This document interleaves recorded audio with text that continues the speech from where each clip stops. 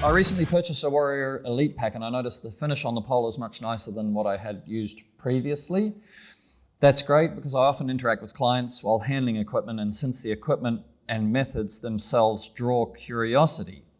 So he then says, I'm looking for a way to preserve the finish and the clamps during transport and storage, and possibly on site as I pull the pole apart for lower level cleaning. I use a Toyota Prius and a Dodge Grand Caravan for my business with no roof racks.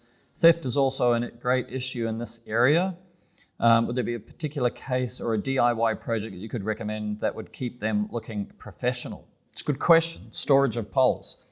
So if you have a van, then the simplest method that I've seen is PVC piping cut in half. So you've got it like this, cut it in half, and then a gutter mount type system where you just have them along the wall. Yeah, so basically, like that, and you put the pole in here, yeah? But you also have to lock it so it doesn't... Yeah, and then just a little, what are they called? Anyway, you get a sphere of plastic with an elastic in it, and you pull it across and lock it down. Like what some of the girls put in their hair. That kind of logic there, and you just hold it down. You don't want to bounce it around. No, you definitely bounce it out. Yeah. Now, if you don't have an enclosed van, then it's very similar. It's actually a PVC pipe with the screw caps. So, and then you can fit that to the roof racks. So nobody knows really what's in there, and you can also drill a hole through and actually add a lock to the screw caps.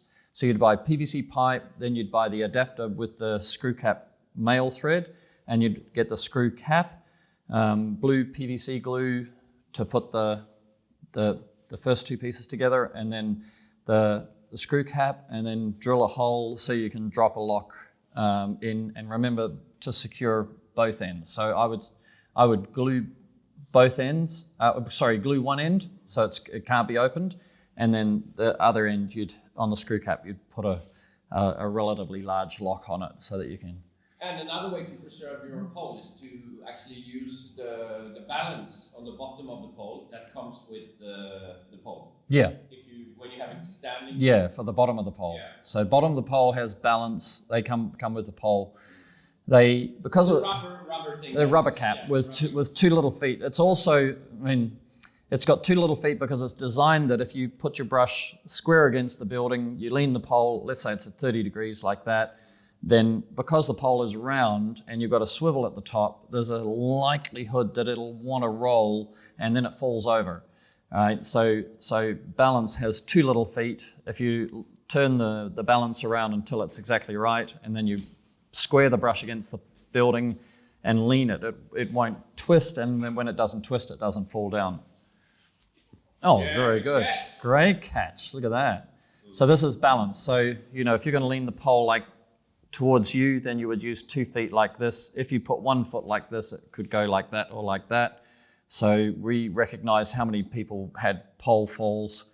It's not designed for you to lean it against the building at 2 stories or 3 stories like that. We always say compact, but when it's compact. Maybe it's not related to having it in the storage, but it's still related to preserving your pole. Yeah, and it stops it from falling over when you're on site. So that when it falls over, it can also scratch up. So that's pretty good.